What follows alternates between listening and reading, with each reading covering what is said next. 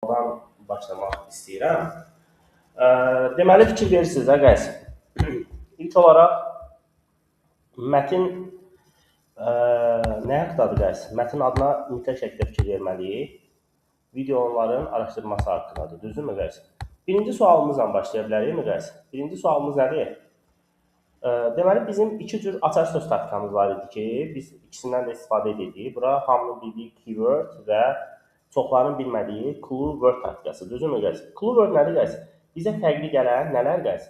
İfadələr mi deyək, nə deyirlər ona? Məsələn, birləşmələr mi deyək? Hansı ki, cümlədə əgər nə olmasa, məsələn, əsas məsələn, rəqəmlər falan, nə bilim, əsas o xüsusi isimlər var da. Onlar olmasa biz nə seçirik? Avtomatik o sözləri seçirik. Clue wordləri, düzdürmü? Burada açar sözlərimiz nədir, guys? Video game, düzdür. Sonra Jonathan, linkə daxil olun, test işləyirik. Aha, video game, hər vaxt. Okay. Bəs buradasınız, yəqin ki. Deməli, açar sözlərimiz. Deməli, burada bir zən hissəsini görürük. Zən nə deməkdir, guys? Müqayisə. Düzdürmü? Müqayisə hissəsi əslində orada olmağı bizim üçün vacib haldır. Gəlin belə deyim, müqayisə hissəsi haqqında məlumat olmadığı halda nə olacaq cavab? Əgər müqayisə hissəsi olmasa, cavab nə olacaq? Ay, sağ ol. İndi gəlin baxalım.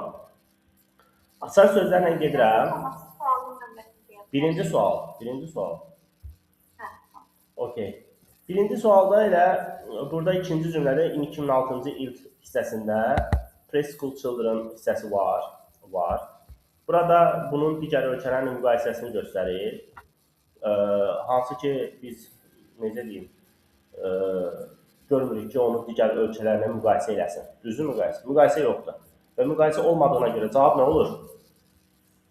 Not given. Niyə? Çünki əgər, mən not given-i necə demişəm? Əgər haqqında məlumat varsa, o zaman nə olacaq? Varsa turur. Amma bir şey haqqında var. Məsələn, sualın yarısı haqqında məlumat var, yarısı haqqında heç bir məlumat verilməyib. Bu zaman nə olur cavab? Not given. Ay, sağ ol. İkinci suala baxa bilərik. Növbəti suala. Burada nədən söhbət gedir, guys?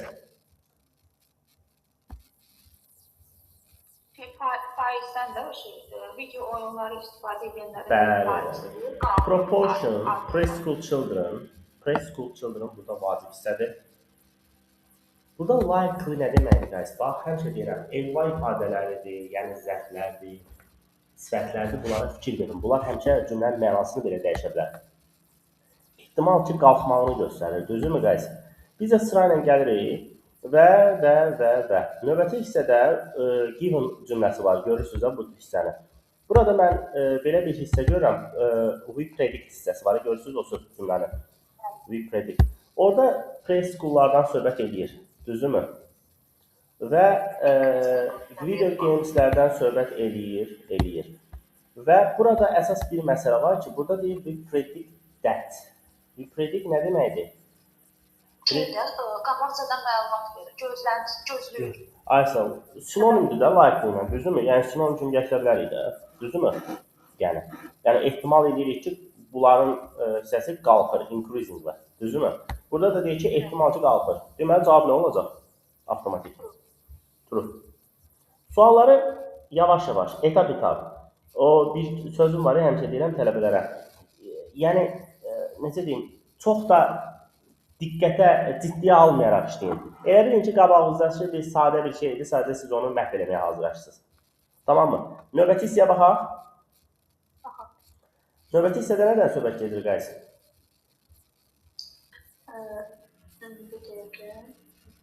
Bir ki, Amerikada USA-da oyun sahibi. Tərcümə yoxdur da, bilirsən.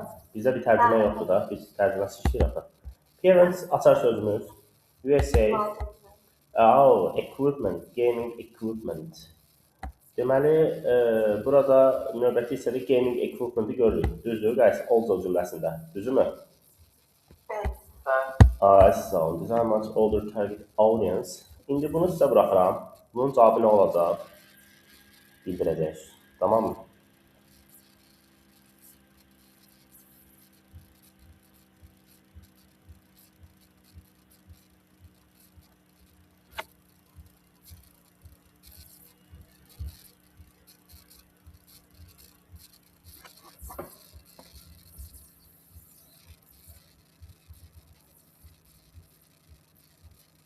Evet, cavabla bağlı nə düşünürsünüz?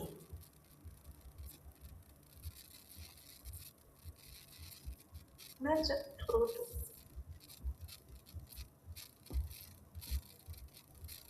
Elə məlumat görmədim mən. Nasıl?